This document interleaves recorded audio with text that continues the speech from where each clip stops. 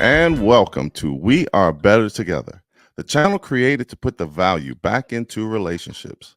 I'm your host, CRJ. I'm here with AD Adam. How you doing this afternoon? I'm good. How you doing? I'm doing awesome. I appreciate your time coming back on the channel. I want to ask you a specific question, and All right. if it ruffles some feathers out there, I kind of hope it does. Do you think that men are on attack right now or being attacked in 2024, or maybe I should word it, do you think our masculinity is being attacked in 2024? I don't think it's specific to 2024. I think it's kind of been happening for a little bit. Okay. And I guess the two examples that I'll bring is I feel like, there was a term maybe in the last 8 or 10 years that I feel like became pretty popular, and that was toxic masculinity, right? And it became like a buzzword, and it became really popular, and you heard it a lot. And do I think that could possibly be something? Yeah, maybe it can. I'm sure there's men who use masculine traits or masculine characteristics that they have to manipulate and all that. But you never hear it the other way. You never hear toxic femininity. And I think that they're equal. I think that, toxicity can be used from a masculine standpoint, but it can use just as equally from a feminine standpoint. So in that regard, I feel like that the toxic masculinity portion always gets brought up and always gets mentioned, where we never see it on the other end. And then the other thing where I think it's pretty noticeable is like I feel like when I watch like television or when I watch sitcoms, there's always like we've really gravitated towards like the TV dad is now like, oh, dad, you're so dumb, but we love you. And it's just like every show, that's the theme. You never have like the strong dad, and they never talk about all the things that he does well. You never see like, wow, dad, you've built this great life for us. Or wow, look at this home that we have because of you. It's always like, oh, well, dad can't do anything right, but we love him anyway. And it's just kind of, it's too common, right? I don't think that's a big issue when it's, every now and then, but I feel like you can't have a sitcom where, father knows best. It always has to be Cliff Huxtable, somebody with, it's funny when you said the part about toxic masculinity. I remember talking to a female, and I'm in sales, obviously, and it was the last day of the month, and I said, yeah, I got to do everything I can to get these deals. I'm gonna leave it all on the field. And she goes, that's so toxic. I said, what? Sports that term. And I was like, what? What are you talking about? Why did you have to use a football term? I said, because it's the last day of the month and I have to leave it on the field. And that's what you do in football. You leave it on the field. You have to give it everything you can or you're going to lose. And it was, and all of a sudden, when she said that term, it's like she pictured me as the guy in the wife beater smacking, his wife for overcooking a steak. And it's like, really? Am I that guy? Like, I'm not that guy. I'm just trying to make sales to provide for my family. And I think I agree with what you said as regards. It's funny, now that you're saying that as far as TV, I mean, I'm thinking about, because you said the Family Dads and you said Father Knows Best, which of course was a show back in the 90s. And I'm thinking in my head, I'm visioning TV dads. And I think you're kind of right, because it seemed back in the day, the father was the wait until your dad gets home. Father does know best, or I wish dad was here, or thank you for that. And it seemed, if I really had to think about it, it seemed in the 60s and 70s, I think the dads were like that. I think when you got to the 80s, it was probably more of an equal. You had like the Family Ties and Mr. Belvedere, where the men and women were kind of like, we're both working, so we're both equal. And then I think you got to the 90s, where it's what you just said. Let me call the plumber because dad doesn't know what he's doing. Let me call this guy. I actually saw a commercial, which is now where we are, which is flat out insulting to me. I don't know if you saw this. It was a Progressive commercial, and the dad was trying to like parallel park with the truck, and he had an extended cart, and he couldn't do it. And mom called in another man, like kind of like calling the pitcher off the mound, like, hey man, you gave it your best try. We're gonna let Johnny over here close the game out. Yeah, bring in the lefty. Yeah, exactly. So then then the worst part was that guy obviously was good looking. He was taller, and the dad, who is the provider, is like, okay, and it's just like, really? Really? So do we get to do that with women? Do we like replace the wife who's maybe has gained some weight over time and say, honey, the meal wasn't all of that. Let me bring this hot to replace you. How would that go over in society right now? Oh yeah, you go out of business quick. It's funny. I thought about that statement that I said to you, and I asked my sister what she thought, and she's married, she's got kids, she's got a boy, she's got a girl. And I said to her, I said, do you think that there's an attack on men or / masculinity? And she said, no. And I said, not at all. She was like, no. But then she said this, and I said, I got to write that down because I don't want to misquote you. She said, society is making it too easy for men to not be masculine. I said, that's an attack on masculinity. And I said, so in essence, what you're saying is, if your son wanted to be a princess and your husband said, no, he's not being a prince. No, you're not being a prince for Halloween. I'm saying, you're not doing that. Society would say, well, why can't he be a princess? He can be. That's kind of an attack on masculinity. We are not allowed to be who we are naturally innate to be and who we are. And so it made me even look a little bit deeper as what is the true definition or the adjectives that are associated with the term masculinity. I wrote down strength, courage, leadership, protector, provider, independent. I think that would probably characterize it. So of course I had to look up, well, what's the definition of femininity? Gentle, sensitive, soft, nurturing, cooperative.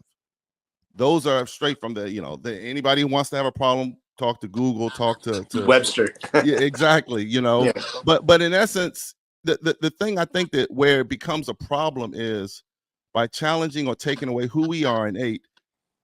One, it's not good for society. One, and it's two, it's telling us who we should be. It's telling us who we should be. And I always think back and I look at, I think that men changed. Yeah, obviously we all have changed as far as society is concerned. But I think if you look at a guy from let's say 1924, obviously technology has made us not have to work as hard as that guy did. We have navigation, we have smartphones, we have email, we have things of that nature. But I think overall that guy is probably still the same guy. He probably still enjoys a steak. He enjoys a fast car. He enjoys a hard day's work. He enjoys a woman being peaceful and nice to him. He respects another man who does exactly the same thing. He respects a man who puts in a hard day's work and takes care of his family.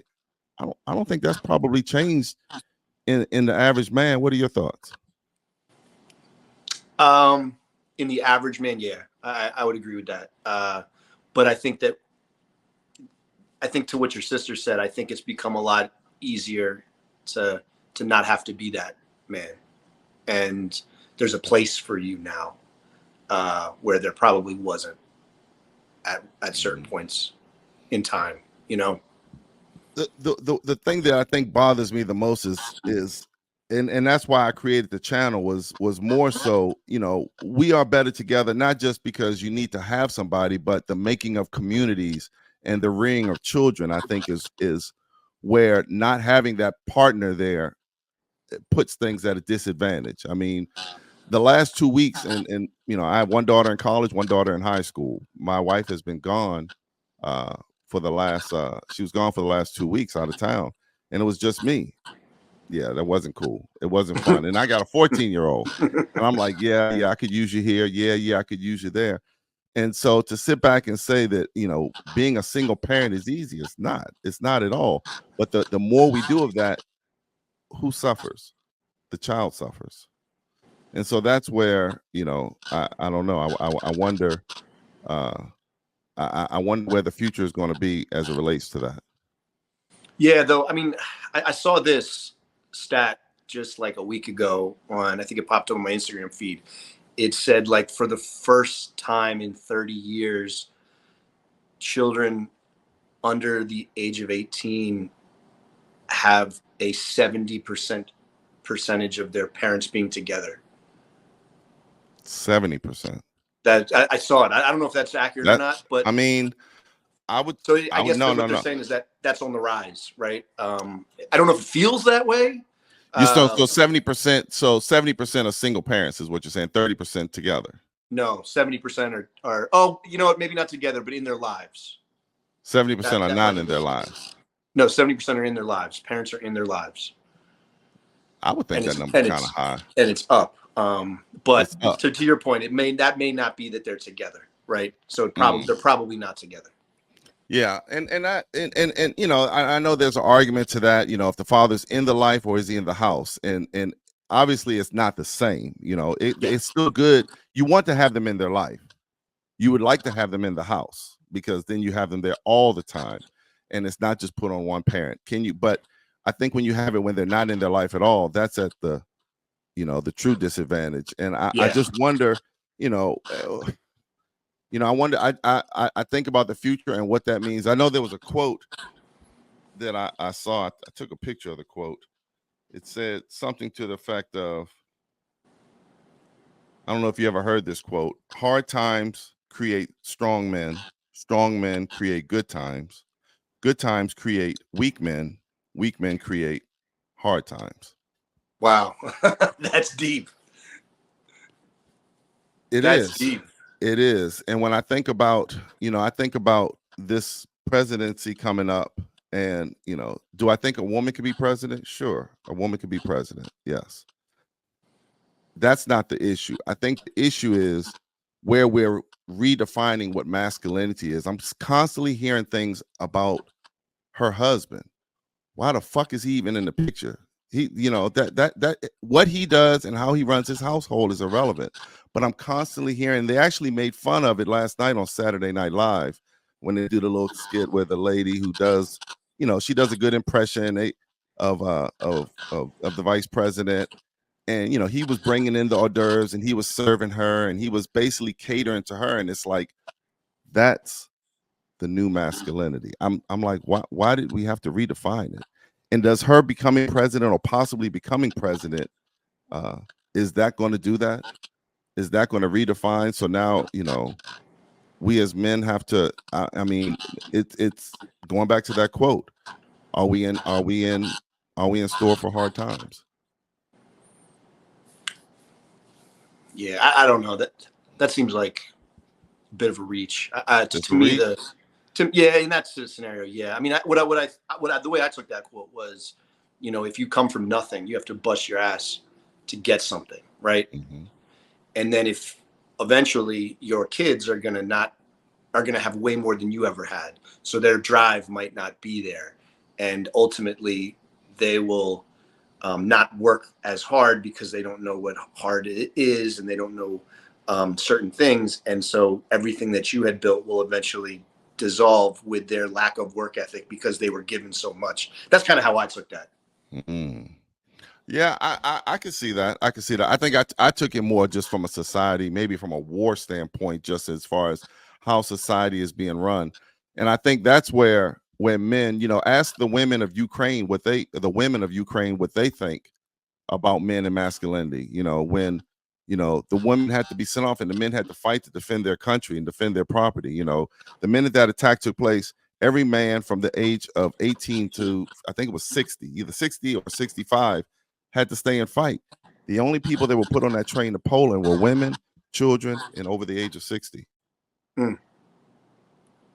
You know, so I would say that men are valued very, very highly when it comes when the shit hits the fan, and it obviously has and is still ongoing over there. What's your thought on I guess men playing women's sports, as far as how that's not as much as that is happening, but it is almost celebrated in certain rooms?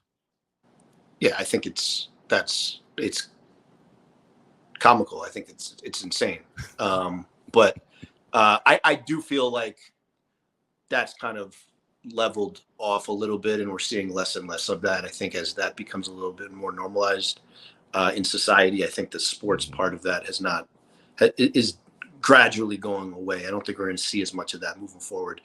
But yeah, that was to me. If you're fighting for rights like that, that's something where we need to draw the line and sort of say, okay, look, not everything applies everywhere.